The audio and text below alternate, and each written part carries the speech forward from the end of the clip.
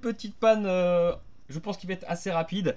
Là, on a un 6S avec une erreur 4013. Donc voilà, 4013. Hein, donc souvent, c'est lié à la NAND, évidemment. Suite à une chute. Là, ça devient intéressant. Pourquoi je pense que ça va être rapide? Parce que généralement, quand on a erreur 4013, 4014, bien souvent, il faut dessouder la NAND, la reprogrammer, ou il y a une soudure qui a lâché, etc., etc. Sauf que là, il y a une chute. Il y a une chute. Et quand il y a une chute, ça veut dire qu'il peut y avoir, en général, des condensateurs ou des composants qui peuvent rentrer en court-circuit à cause de la chute. Bon.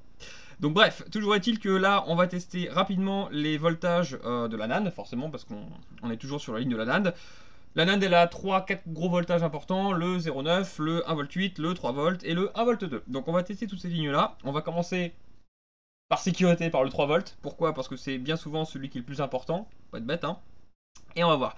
Pourquoi je suis quasiment sûr de moi? Je suis quasiment sûr de moi parce que ça, c'est un truc que j'ai eu souvent sur les 6S et 6S+, que je dis pas de bêtises. Et du coup, ça me fait rire parce qu'à chaque fois, c'est le même truc. C'est, voilà, il est tombé et depuis, il y a une erreur, 4013, 4014. Donc sur les 6, autant c'était souvent un problème de NAND ou d'erreur 9, autant sur les 6S, ils sont un peu plus résistants, mais pas pour les condos. Alors c'est parti, on va regarder ça vite fait. Je vais le mettre sur le microscope, toc.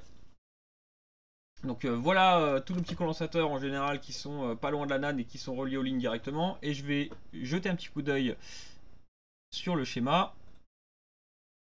Hop. Et donc on y est. Alors ici on a le 3 volts NAND. Ici le 1,8 V. Le 0,9. Et je sais pas si le 1,2 V on peut l'avoir d'ici. Je sais même pas si sur ces modèles-là il y en a un, mais je veux pas dire de bêtises. Sur les 7 il y en a un. Ah bah si, techniquement on doit avoir un 1,2 V aussi qui traîne quelque part.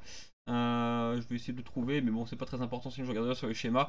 On va de toute façon commencer par le 3 volts. Donc le 3 volts il est là. On a 1, 2, 3 condos, 4 ici.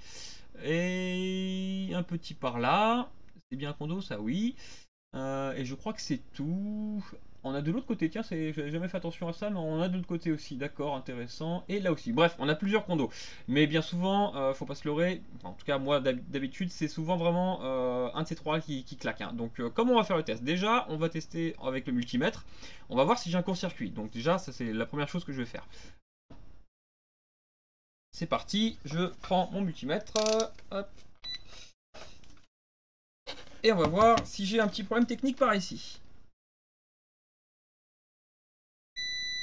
Allez, bingo, ça sonne. Bah, promis, je triche pas. Je l'avais pas regardé avant celui-là. Alors, on va regarder maintenant sur le schéma. Donc, hop, je vous remets sur l'écran. On disait que donc ici, on a un court-circuit. Donc, c'est soit lui, soit lui, soit lui, soit lui, soit lui, soit les autres qui sont autour. Comment je vais faire ça? Eh bien, je vais injecter du jus là-dedans et on va rigoler un coup. C'est parti. Je vous repasse au microscope. Je vais prendre mon alimentation. Hop. Donc, on a dit que c'était une ligne qui avait besoin de 3 volts. Alors moi, je vais mettre un petit peu moins par sécurité. On va mettre du 2 volts. Et on va pas mettre trop de puissance, sinon on va exploser la carte mère. Voilà, j'ai 2 ampères, c'est beaucoup trop. On va mettre 1 ampère, ça me paraît bien. Parfait. Et attention les amis, sous vos yeux ébahis, nous allons découvrir le court-circuit. Ça rime en plus. Alors, c'est parti. Donc, on va mettre de l'alcool. On va repérer la ligne positive, qui est donc en haut pour moi. Et on va injecter du jus, c'est parti. Et on voit s'il y a quelque chose qui réagit quelque part.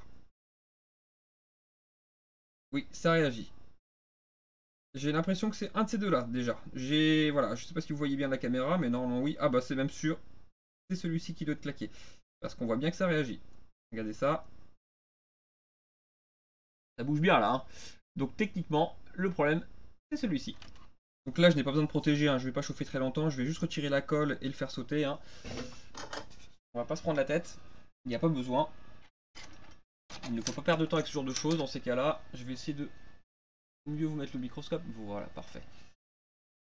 Ah, c'est vraiment un diagnostic rapide dans ces cas-là. Bon, là, c'est vraiment l'habitude, hein, parce que quand on sait pas, on cherche un peu plus longtemps, c'est normal.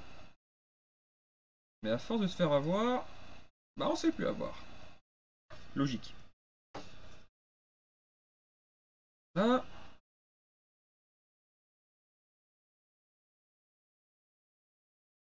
Parfait. Et on va le retirer gentiment. Ou pas, selon comment il se comporte.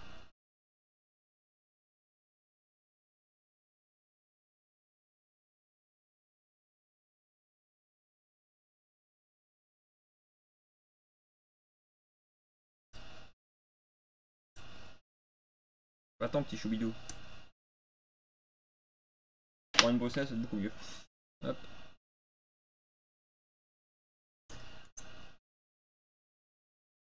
Voilà, c'était un peu bourrin. Mais c'est bon. Faut que je réaffûte mon outil. Mon crochet n'est plus du tout correct. Voilà, c'est parfait. On va refaire un petit test court-circuit. Et techniquement, ça sonne plus. Si c'est pas magique. Voilà, on reteste.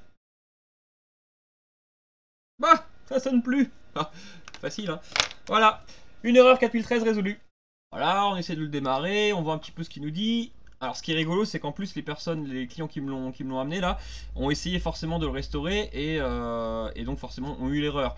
Ce qui est drôle, c'est qu'ils pensaient qu'en essayant de le restaurer, ils allaient remettre à zéro. Ils l'ont même pas remis à zéro parce que comme le logiciel iTunes n'a même pas pu accéder à la NAND, le téléphone n'a jamais été restauré au final.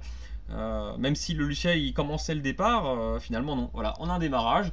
Donc voilà, le téléphone, toutes les données sont là, donc le client sera très content parce qu'il avait peur d'avoir perdu ses données en essayant de restaurer le téléphone, mais ce n'était pas possible parce que la NAND n'était pas accessible à cause du court-circuit. Donc voilà, c'est parfait. Voilà, à la prochaine.